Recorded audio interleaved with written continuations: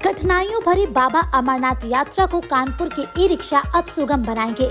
इसी उद्देश्य से कानपुर से 5 ई रिक्शा बालटाल के लिए रवाना हुए हैं। शिव सेवक समिति संस्था की ओर से जाने वाले ये ई रिक्शा यात्रियों को गंतव्य तक फ्री में पहुंचाएंगे। देश में पहली बार 2022 में कानपुर से ई रिक्शा की व्यवस्था की गई थी। इसी के साथ अब दूसरे साल भी ट्रक के माध्यम से 5 ई रिक्शा भोजन सामग्री, दवाइयां, गद्दे, कंबल भेजे गए हैं। एमएलसी अरुण पाठक, पूर्व विधायक रघुनंदन भदौरिया ने हरी झंडी दिखाकर सामग्री को रवाना किया। एमएलसी अरुण पाठक और पूर्व विधायक रघुनंदन सिंह भदौरिया के मुताबिक बाबा अमरनाथ यात्रा में यूं तो बड़ी संख्या में लंगर की व्यवस्था होती है और देश भर से संस्थाएं इसमें पूर्ण सहयोग करती हैं। वहीं शिव सेवक समिति कानपुर की ओर से 2022 में पहली बार ई रिक्शा का प्रबंध किया गया था। इसी को लेकर सहरसा में संवाददाता सुनील साहू ने पूर्व विधायक रघुनंदन सिंह भदौरिया सहित शिव सेवक समिति संस्था के सदस्यों से खास बातचीत की। देखिए उनकी खास रिपोर्ट। औद्योगिक नगरी कानपुर के ई रिक्शे अब अमरनाथ यात्रा के लिए सहायक साबित होंगे। आज कानपुर से 5 ई रिक्शे रवाना किए गए जम्मू के लिए। शायद अब अमरनाथ यात्री कानपुर के भी जयकारे लगाएंगे बाबा भोलेनाथ के साथ। रघुनंदन जी, रिक्शे भेजे जा रहे हैं, इसके पीछे क्या उद्देश्य था? बाबा अमरनाथ की जय कहते हैं। हम लोग कहते हैं, हे बाबा, आपकी कृपा से सब काम चल रहा है और करते हो आप कानपुर वालों का नाम चल रहा है। बाबा की कृपा से अगली बार 2022 में 5 ई रिक्शा चले, लेकिन वो ई रिक्शा हम दूसरों के दरवाजे पे खड़ा किए उधार टाइप से, लेकिन बाबा की कृपा हुई 60 बाई 50 की जगह मिली और बिल्कुल उस जगह मिली जहां परेशान व्यक्ति ऊपर से नीचे उतरता है, उसे जरूरत अधिक ई रिक्शा होती है।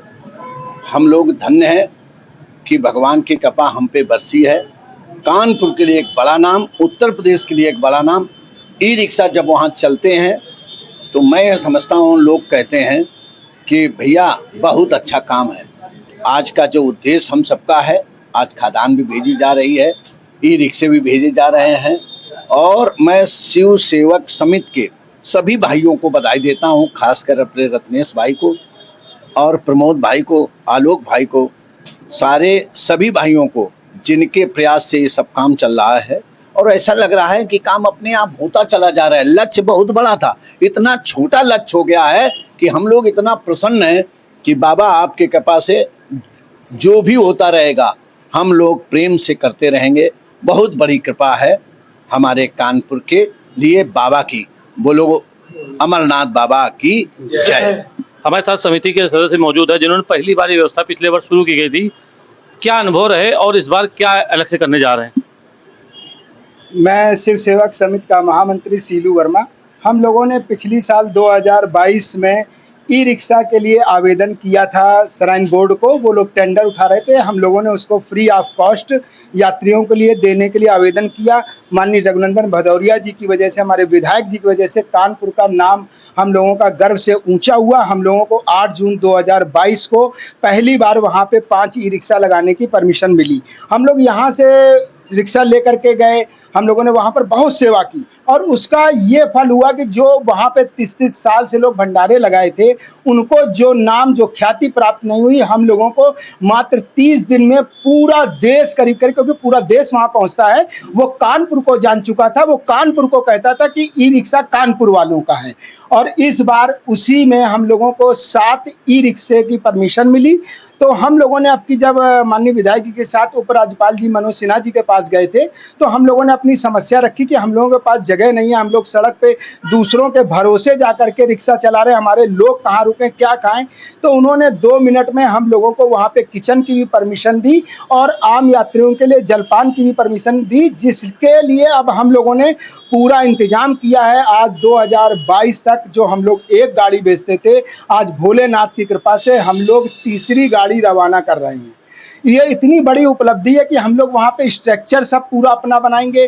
करीब 200 आदमी का हम लोगों के रुकने का, खाने का पूरा प्रबंध रहेगा। कानपुर का जो भी पहुँचे, और हम लोग वहाँ पर आनंदेश्वर जी की फ़ोटो लगा रहे हैं और पनकी धाम बाबा जी की भी फ़ोटो फ्रंट पे लगा रहे हैं। और उसके अलावा माननीय उपराज्यपाल साहब की लगा रहे हैं। हमारी महापौर प्रथम नागरिक कानपुर की, वो जो उद्घाटन करने पहुँच रही हैं, उनकी फ़ोटो हम लोग साथ में लगाएंगे ताकि कानपुर के लोग पहचान पाएँ।